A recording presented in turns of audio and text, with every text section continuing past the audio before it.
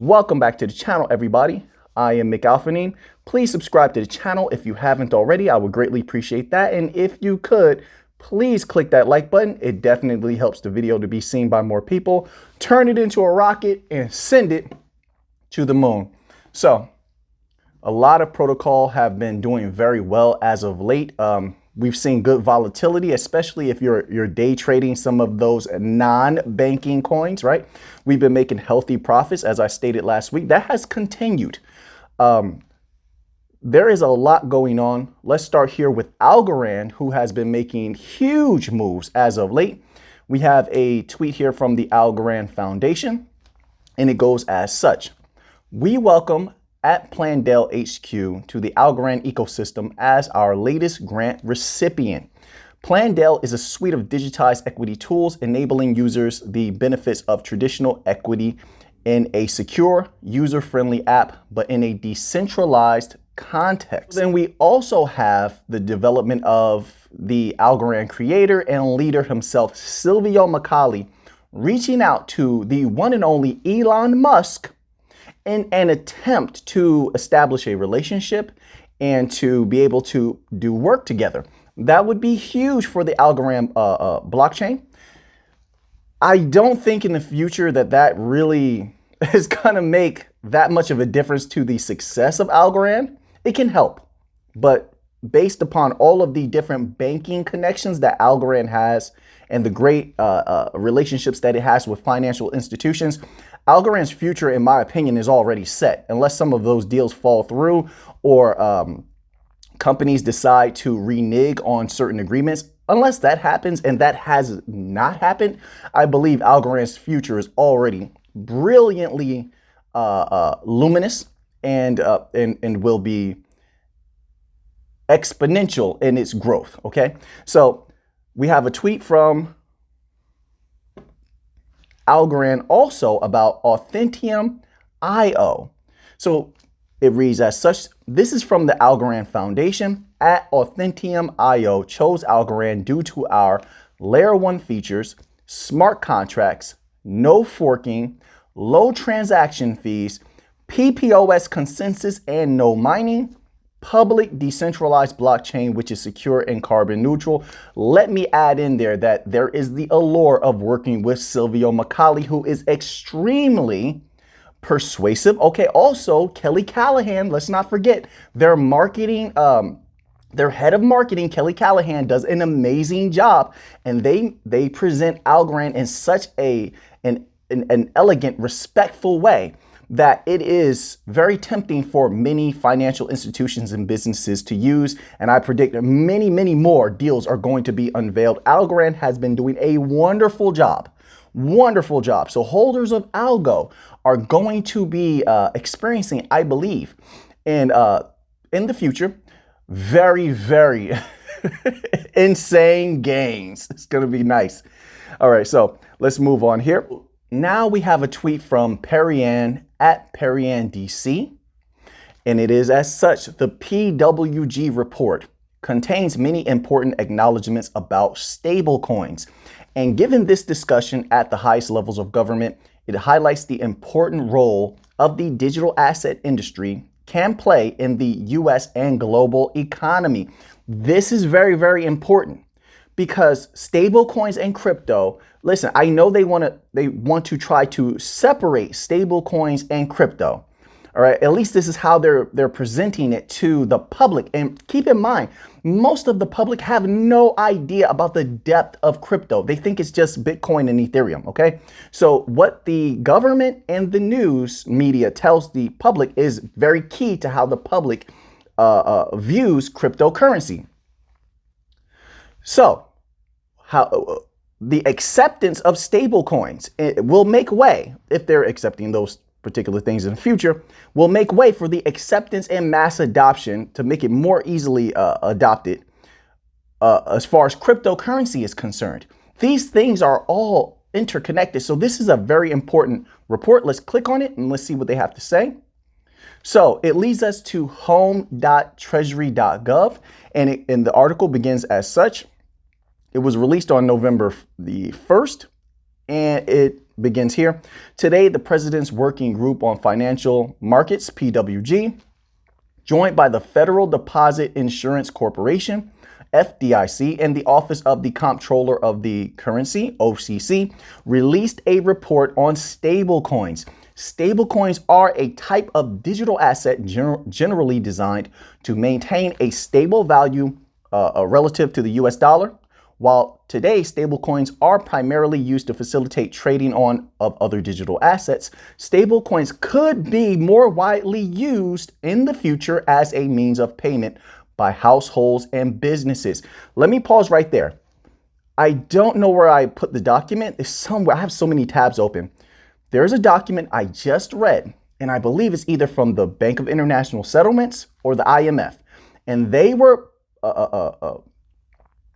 putting forth the idea that not just stable coins, but cryptocurrency, because crypto is already so interoperable in payments as far as using them as currency rails, payments can flow here and there in an instant around the world as far as cross-border payments, that cryptocurrency itself, not just stable coins, but crypto could be utilized by nations and governments for a myriad of reasons, right?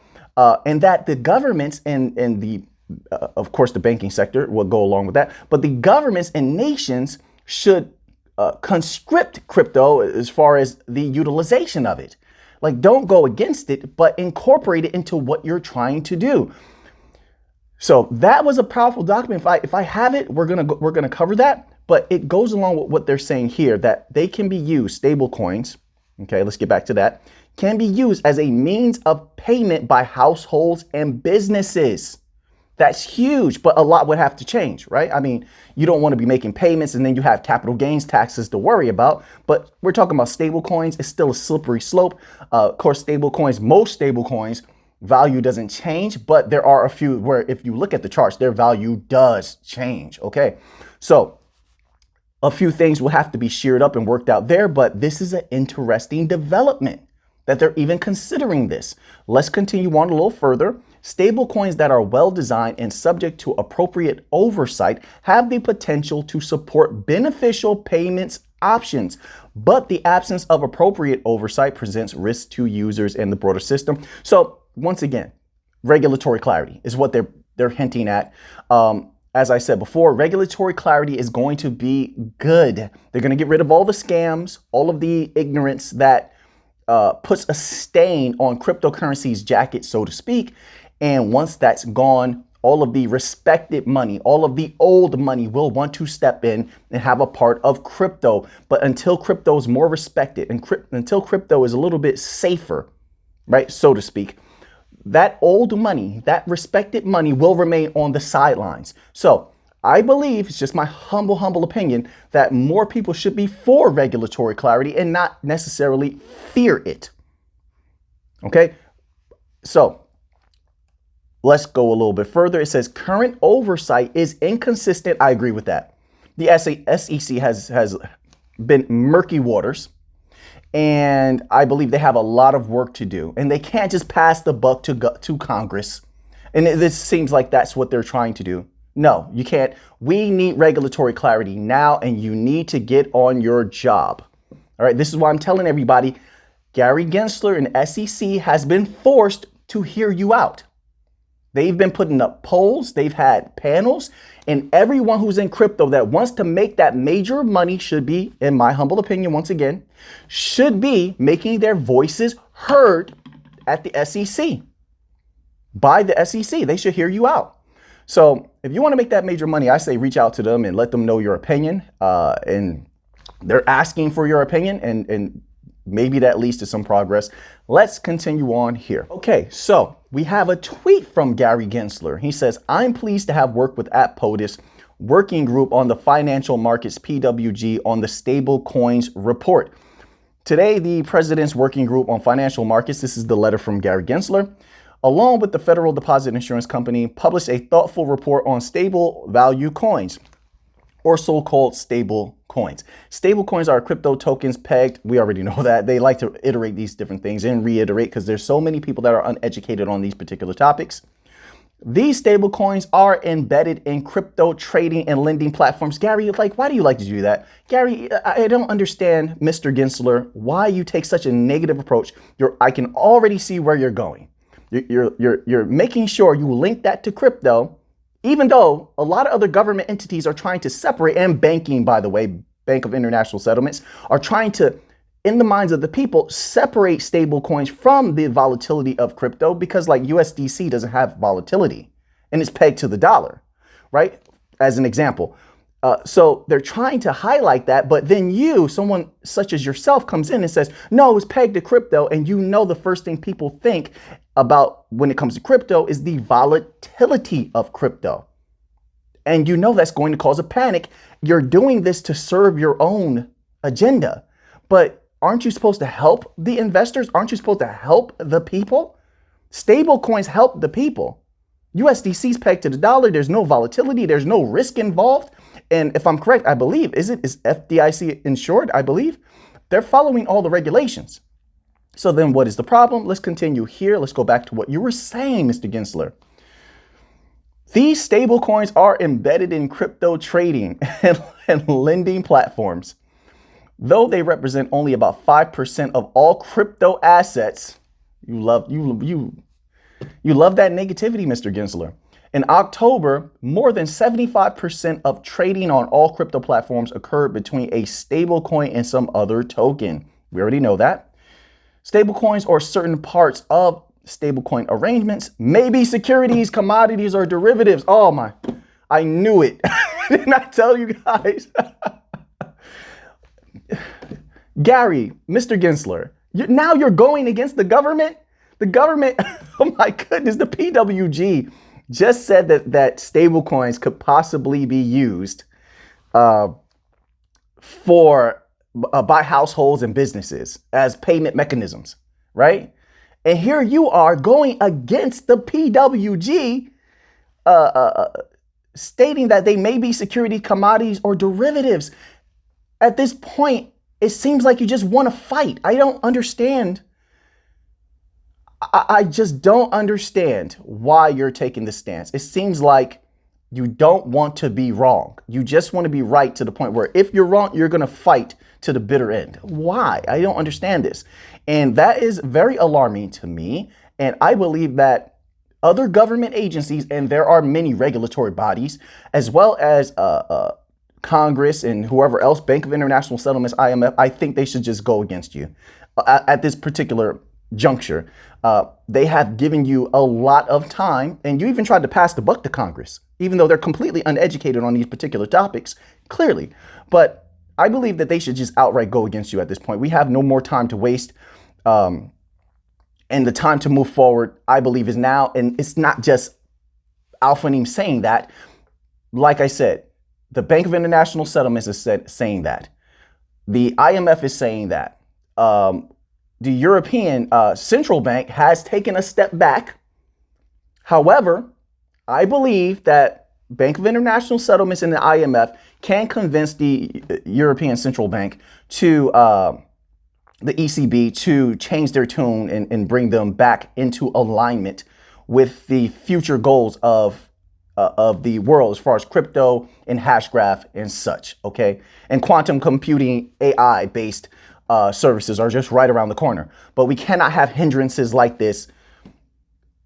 And I'm not understanding why why you're fighting when everyone else is ready to move forward. Let's continue on here. So we have a tweet from Monica Long, and it says this: huge news for the DeFi community. This is great not only for XRP utility and liquidity, but also for interchain operability. ETH and BTC are already on XRPL via GateHub, and we'll see more tokens on XRPL. This is just the beginning. And then David Schwartz, it highlights a little tweet that David Schwartz put up. It says, wrapped XRP is coming to Ethereum. Great news for those that want to access XRP within Ethereum wallets, DeFi, and smart contracts. It's a multi-chain after all. So this is very good for XRP. Needless to say, I mean, you can get XRP on Uphold and a few other exchanges. XRP's future is looking extremely bright. They are constantly doing new deals, expanding, opening up new corridors. They're doing very well. XRP, XLM, Ripple, Stellar Foundation, and Algorand have been making huge pushes. Let me not forget Cello. Cello has been making a huge push, even bringing in many brilliant minds over the last few months that have been establishing new deals and connections with financial institutions. All of the banking coins at the same time in unison have been doing a great job and moving forward. And what does that mean for us as holders of banking coins? That means we stand in the future, possibly if everything continues on this trajectory, to make a lot of money. I like to say it like that. Just say it with me one time. Money. It just feels good. It feels like money's already in your pocket. So let's go here. I wanted to highlight this. It's been a long time since I've covered Cardano, but they've been doing some interesting things. For a while, I felt there was a lull in activity. The last thing I thought that was very notable is when they did the deal with ScanTrust, okay, for traceability and tracking different things within the business industries. Now, we have a tweet from the Cardano Foundation, and it reads as such.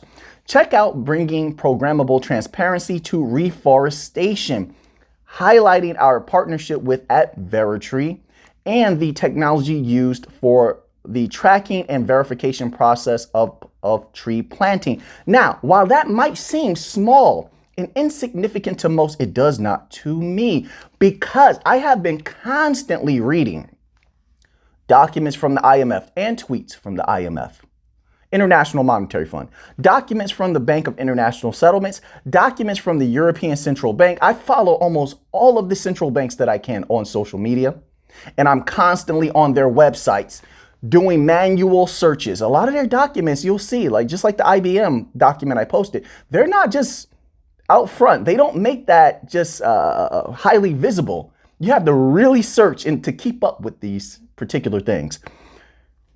But because I have been doing that, I've seen the green push. I see that they are saying, and I can't remember if this was the IMF or BIS, but they literally said that they believe in the future, there needs to be some sort of penalties for carbon usage. Like you're producing too much carbon.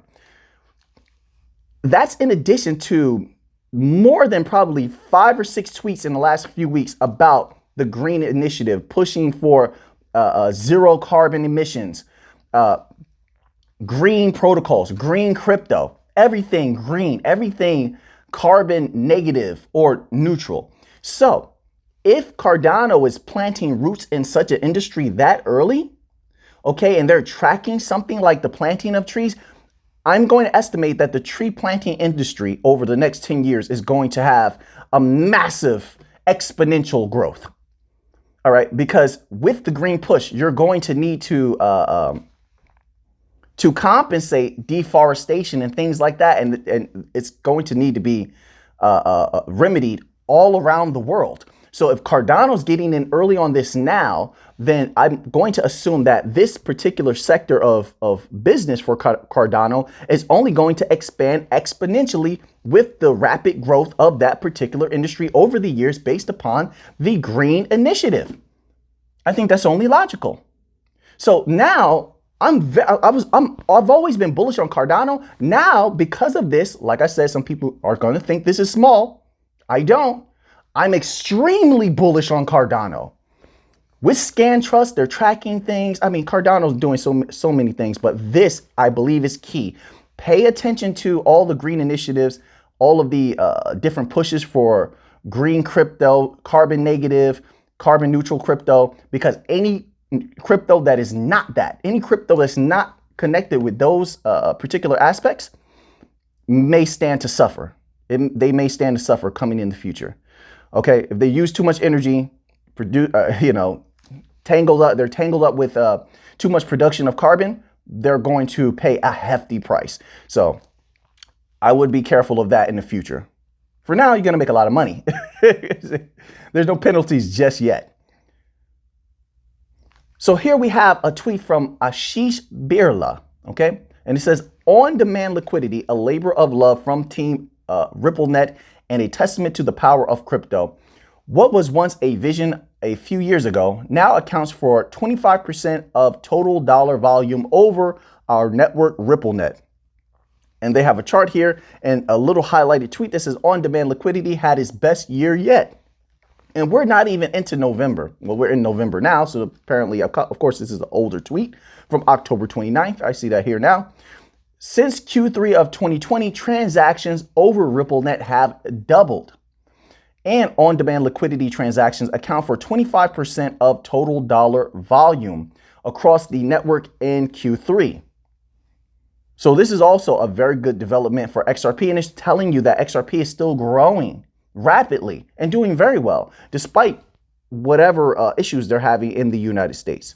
All right, so let's continue on here. Okay, so we have a tweet here from Hedera Hashgraph, and it goes as such.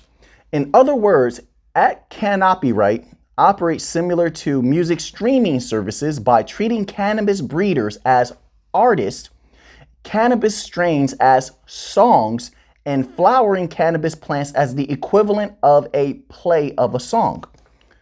And then it has a little post here, and it says decentralized cannabis herbarium and licensing platform launched on Hedera. This could be huge in the future. There are many people who enjoy a little bit of the cannabis, right? And that industry is making a lot of money and stands to have an insane amount of growth as cannabis is legalized in many of the states in the United States. So this is a very, very good development for Hedera Hashgraph, and it stands to make that price in the future. Now, I'm not talking about right now. It's not going to have a crazy jump because of this. But as that industry grows, that price will go up if people are utilizing this particular platform.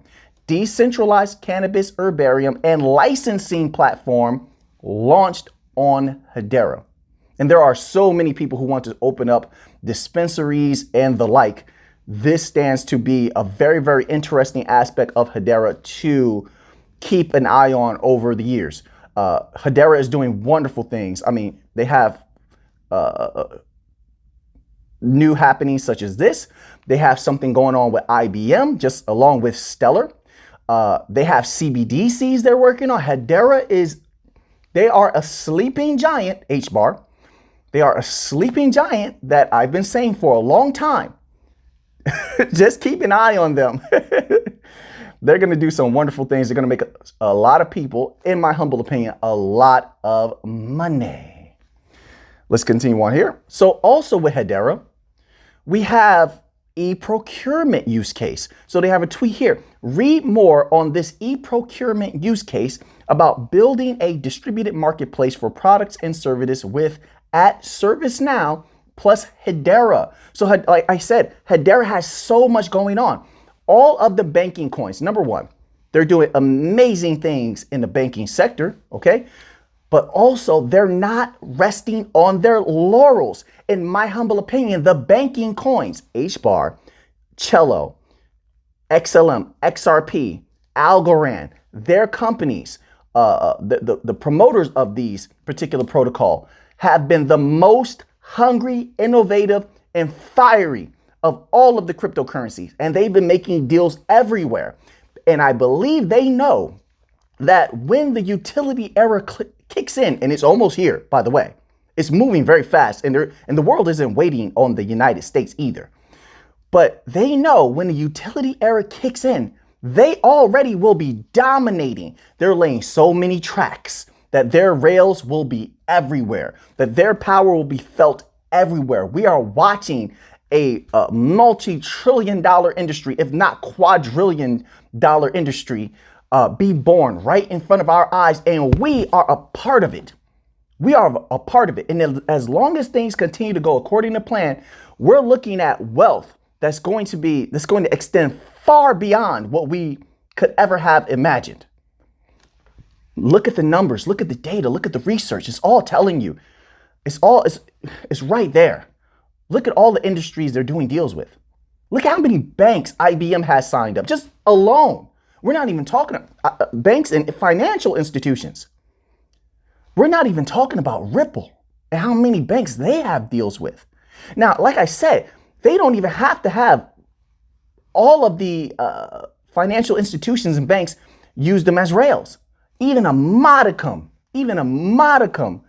of those banks, if they use these protocol as rails, that price is going to go like this. Listen, that price is going to go like this because of the transaction volume and the average transaction value. That's more than enough to wait on. That's more than enough to take a chance on. In my humble opinion, I'm hunting that white whale, and the white whale is getting ever closer, ever closer. I'm going to be prepared. I have my harpoon in my hand. Just seeing something like this and how they're going after everything. They're going after every industry. This is absolutely amazing. And I'm hungry for the money, hungry for it. Been hunting for a long time. Let me calm down. Let's get back. Let's get back to the information. I know you feel the same way. Yeah, I'm preaching to the choir. You guys understand. Letter from the ECB president to Mr. Gunnar Beck, MEP, on a digital euro. Okay, now let's look at this letter here. It's from Christine Lagarde, and Mr. Lagarde, you know I have the greatest of respect for you, and I have supported many things that you have done and said in the past. Okay, I've made calls to the European Central Bank. So we have a good relationship, but I'm going to read this and I'm going to humbly disagree with some of the things that you postulate here. So let's go here. Honorable member of the European Parliament, dear Mr. Beck, thank you for your letter, which passed on to me by Miss Irene Tanagli, the chair of the Committee on Economic and Monetary Affairs. Accompanied by a cover letter dated the 10th September 2021, one of the basic tasks carried out by the Euro system is to promote the smooth operation of payment systems, and as a part of this, the Euro system continuously monitors and analyzes developments in the field of payments. The rapid digitalization of our society in recent years has changed the way people interact, including in this area. The share of cash usage for day-to-day transactions has declined.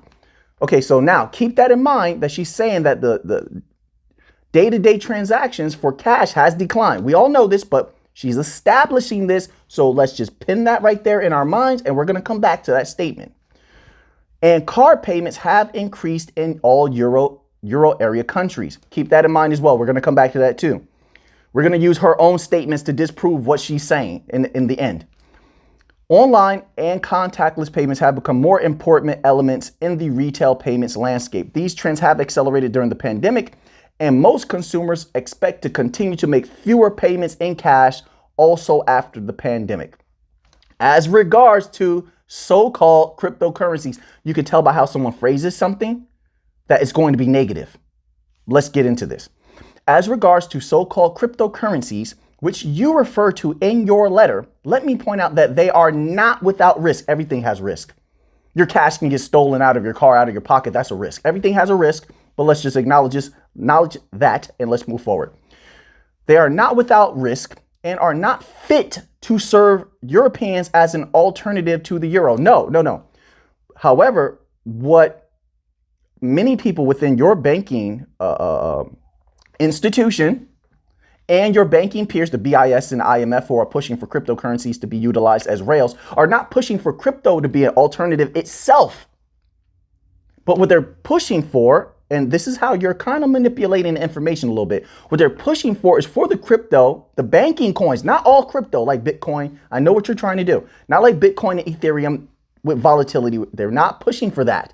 What the people and your banking peers are pushing for is for the banking coins that were designed to act as rails to move fiat back and forth in an instant with almost no cost for those cryptocurrencies in particular. Not all crypto, how you're making it seem, naughty, but those crypto in particular to be utilized as rails because they're already there. They're already being utilized in some capacity, even on a very minute scale. and it has been proven to work. They have use cases, and all of your peers are saying, why wouldn't we do that? They're already there. We don't have to reinvent the wheel. We can just use this perfected wheel that is right before us and open source, so we can do what we want with it. We can alter it all we want, but we could also work with the companies who are going to, as they advance, help us to advance. That's what they're saying. But the way that you're posing this is as though they're saying the opposite. Let's just use all crypto as an alternative. No, I don't believe anyone of a logical mind is saying that. But to utilize the rails that were designed to move fiat back and forth, that is what everyone is in agreement on. I don't understand why you would phrase this that way, but let's continue on. As regards to so-called cryptocurrencies, which you refer to in your letter, let me point out. See, now you didn't specify which crypto he referred to in his letter. That would be very important to know before this was put out to the public, in my humble opinion, but you negated that. I'm going to assume strategically. You didn't want us to know which ones he was talking about, which means you wanted to make the waters murky on purpose. Maybe to keep a neutrality, I suppose, to exude the guise that you're still supporting the legacy system. Let's continue on. As official currency in terms of basic monetary functions, a store of value, a means of payment, and a unit of account. Their increasing market capitalization is a global phenomenon not confined to the euro area. See, once again, so you're just grouping all crypto together, but you're not separating stable coins, and you're not separating the banking coins, which act as crypto rails, which their volatility would mean nothing. Their raise in price would mean nothing. But if they're utilized by the banking sector, what would happen, theoretically speaking, I believe a lot of logic is put into this, is with a high transaction value, a high per transaction value, and a high volume transaction volume coming out of the banks, it would stabilize that price, especially if the banks are going to conscript a bulk of protocol unto themselves in a closed ecosystem. It would stabilize either way based upon a high transaction value and high transaction volume. That price would stabilize at a certain level. Even if it's very high, it would stabilize at that level. Okay, the banks could set it almost at any price that they want it to be because they have the volume to do it. Let's continue on here. I hope I said that the right way. It made sense in my head. Their increasing market capitalization, a phenomenon not confined to the euro area. It is mainly driven by speculation for now. You know, when regulatory clarity comes out, that speculation era is over. It's over. Utility era kicks in. They have to do something. Store of value is it'll still have its place, but the utility coins are going to go like this because they have to be utilized. I don't know why I have to address these particular things. It is mainly driven by speculation and a search for alternative investment products. It's not really a search for alternative investment products. I would say that the people just see that there is money to be made. They don't have to search that. What search are you doing when crypto is everywhere? It's on Webull. It's everywhere. You hear about Bitcoin everywhere. They have Bitcoin ATMs everywhere now. Okay. So the people can just buy it. They don't have to search. It's not a search going on. I mean, maybe 6 years ago, 7 years ago, not anymore. So it's not really a search for alternative investment products. And people are making so much money in the stock market, even though there's a lot of red there. If you know which stock are going to do what and you're invested in them, they're making a lot of money over there. So there's no search for alternative investment products. Like, I don't agree with that completely. Okay, I don't agree with it completely. There's aspects of that I would say okay to, but not completely. Widespread use of such crypto assets for payments would raise concerns owing, among other things, the lack of accountable issuers. Yes, but I don't understand how you're negating the fact that banks want to custody crypto. I've seen this in a few articles. I don't know if they're official articles or if they're reputable, but I know I've seen this and it makes perfect sense. Lots of financial institutions have been looking into custodying crypto, which would make crypto a respected asset. And correct me if I'm wrong, but large financial institutions, payment service providers, as well as custodians of crypto, and some of those custodians in the future will be banks. Those would be accountable issuers. So you only get to say this stuff right now while that hasn't happened. But this letter will have to be completely disregarded, of course, in the future, because we see the trajectory of crypto being held by accountable users, the lack of accountable users, okay?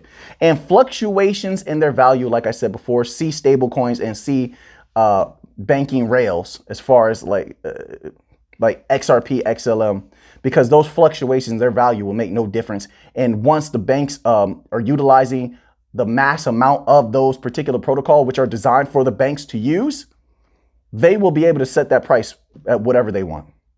Like I said, if you look at the transaction value, the average transaction value that just the Fed coin, Fed now has, that would be nothing compared to the average transaction value that a central bank would have.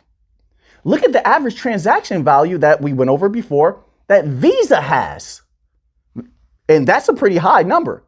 That would be nothing compared to the average transaction value that central banks have. What does that do to the price of the protocol? It will stabilize it wherever the banks want it to be. It will stabilize it at that average transaction value, because there would be no retail investors that could destabilize it, because nobody has more money than the banks. Nobody has more money than the banks. So your little retail movements is not going to rock that boat like it would rock things now, because crypto is still in its infancy. A lot of the banking coins are still in their infancy. They haven't even gotten off the ground yet. Without regulatory clarity in the United States, and so many banks still experimenting with their pilots of CBDCs, those haven't rolled out en masse yet. I mean, the banking coins are still in their infancy. So, yeah, fluctuations in their value, that I negate with everything I just said. I believe, humbly, respectfully, I negate that, right? Mr. Lagarde is going to be very upset with me, but don't be. I have a lot of love for you and respect for you. I'm just humbly disagreeing with you, and we're going to see in the future whether you or I are correct. A digital euro would be very different from crypto assets. I beg to differ, and I think your peers are going to negate that as well. Your peers are going to show you that they built their CBDCs on a crypto rail, not your Bitcoins and your Ethereums, a literal rail, a crypto that was built to be a literal rail for fiat currencies. They're going to alter it because they're going to be smart and work with the foundations, be it Stellar Foundation, Algo, Ripple, and they're going to be able to alter it. They're going to have control over it, and that is going to disprove what you just said there. So now let's move on, everyone. Let's click on this here. We have a document here from the Bank of International Settlements, and I just want to read this little piece to you to show you the importance of CBDCs, okay, and why they are coming, and that the banks, once they have the CBDCs, they're going to put everything they have into them and making them successful, which means what to you and I? That means we're going to make, or stand to possibly make, not financial advice, I'm not a financial advisor, but we stand to make a lot of money.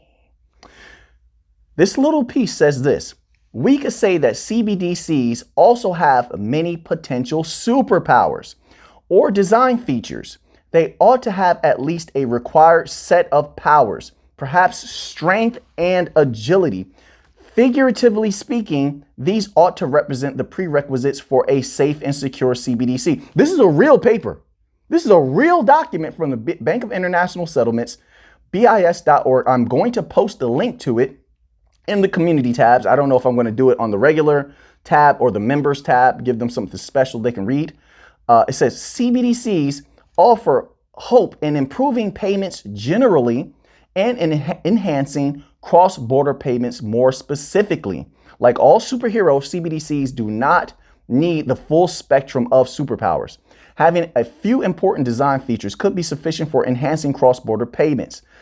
On that note, I'd like to focus my remarks on 3 topics related to how CBDCs can help on the international dimension of payments. 1, a taxonomy to describe the different forms and elements of cross-border interoperability. Remember, I showed you the documents. Some of them are in the members tab. You got to have the entry-level membership. Some of them were posted just in the regular communities tab. Check out my communities tab. I post a lot of interesting things, I believe, on that communities tab. They're working on MBDCs or MCBDCs, multi-blockchain digital currencies. That means a multitude. They're utilizing a multitude of banking coins to act as the rails and security mechanisms. So, yes, there are elements of cross-border interoperability. This is awesome, wonderful. Shh, you might make a lot of money. Shh. Don't tell anybody. Don't tell anybody. You want to be safe. When those protocols take off, you don't want to be the one, I said this before, who was telling everybody, yeah, I have XRP, I have Algorand, I have XLM, when you might be a millionaire. It's at this point, at your accumulation point, it's not going to take a lot for you to become a millionaire, is it? You and I both know that. We both know that. We're looking at the numbers. Look at how much you hold. You hold a lot, and then do the numbers.